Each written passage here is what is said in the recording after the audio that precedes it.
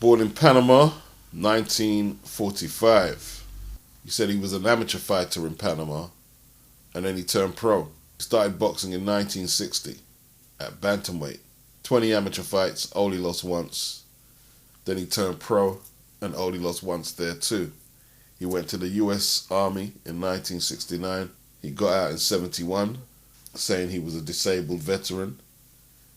He met Eddie Mustafa Muhammad, hooked up with Eddie's trainer, Chicky Ferrara, who taught him a lot. And he met Ray Arcel in 1971.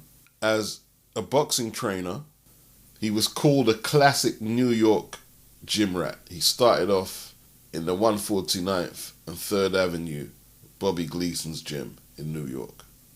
Now, some people are saying Panama Lewis was Roberto Duran's main trainer, but he never was, Freddie Brown was the main man. Ray Arcel was the guy in the film and everyone talks about him, but Freddie Brown day to day used to train Roberto Duran. Panama Lewis was in the corner, notably the Wilfred Benitez fight. I don't know the other fights off the top of the head. He was definitely in the corner with Aaron Pryor in both his fights against Alexis Arguello.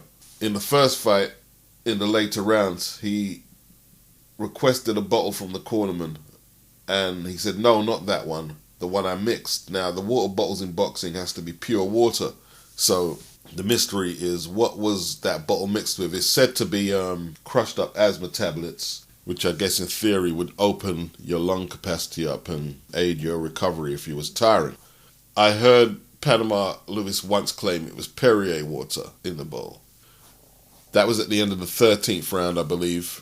Pryor stopped Arguello in the 14th, and in the next fight he beat him again. I think it was in the 10th round, but this fight was a lot easier for Pryor. Give me that ball.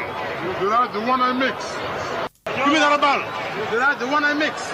Clearly hear him giving the game away. He said, give me another bottle, the one I mixed. His true claim to fame, though, was on a top-ranked card in 1983. The headlining bout was Roberto Duran and Davey Moore at the MSG.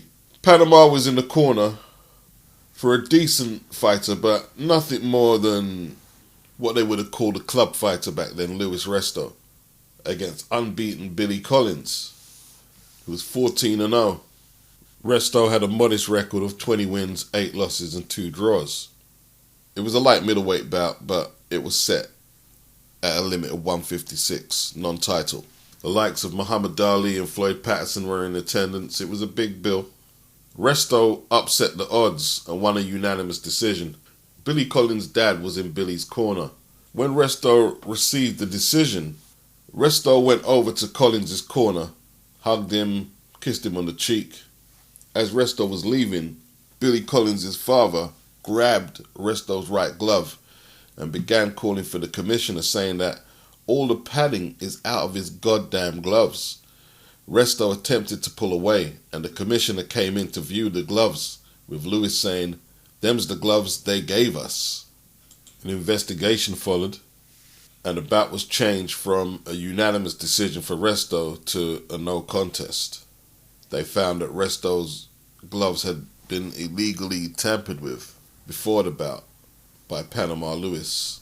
The investigation revealed that a 3¼ inch hole had been cut into Resto's gloves and an ounce of horsehair padding removed from each glove.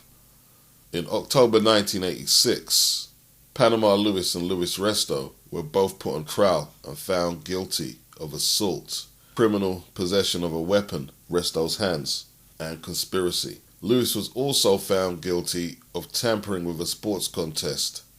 Prosecutors charged that since Lewis had deliberately removed the padding from Resto's gloves, the bout with Collins amounted to an illegal assault. Lewis was sentenced to 6 years in prison, Resto to 3. Lewis was released from prison in 1990 and Resto in 1989. Collins suffered a torn iris and had permanent blurred vision, which ended his career. He died on March the 6th, 1984, when he crashed his car into a culvert near his home in Antioch, Tennessee. a lot of people believe it was suicide. In the 2009 HBO documentary Assault in the Ring, Resto admitted that Lewis had not only removed the padding from the gloves but also dipped his hands in plaster of Paris to harden them. He also said that Lewis had taken the padding out of the gloves on at least 2 other occasions and alleged that the plot centered around a large amount of money that was being bet on Resto, the underdog, by a third party who had met with Lewis prior to the fight. Panama was an excellent trainer. He was in Vito Antuofermo's corner when he fought Hagler. I'm not sure about the rematch, which Hagler won. He's trained with the likes of Michael Nunn, Mike McCallum, Hector Camacho, Livingston Bramble. He was in Mike Tyson's camp, helping him prepare for Lennox Lewis. He wasn't allowed to be the chief second in an actual fight, but he could train fighters in the gym. He trained the likes of Zab Judah and Obakar. According to Rick Glazer and Sherdog Boxing, he's passed away. I don't think it would be appropriate to do a 10 count bell, which I normally do when famous people from the fight game pass away. I don't think that'd be appropriate. But for those who don't know anything about his history, and those who want a little trip down memory lane, Panama Lewis is apparently dead.